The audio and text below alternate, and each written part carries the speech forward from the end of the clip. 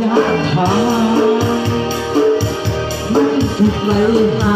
ก็สิก็เรียกเขาไว้ลาย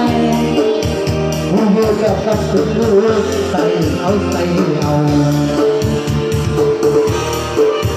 คุณหา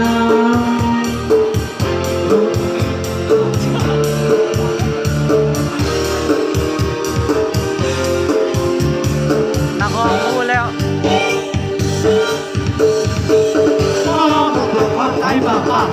ไปหน้าลูกไม่น่าหัว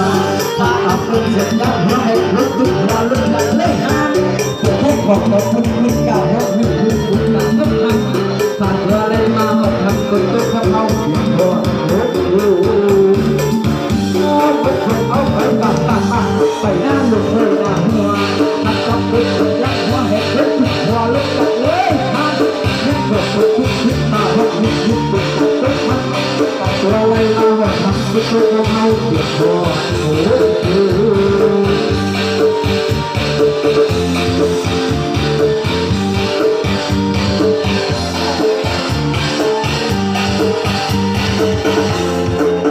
อาสาเราจะพออะไร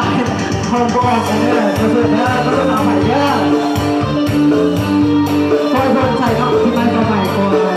ทุกอย่างทุกวันเดือนก็ทุกคน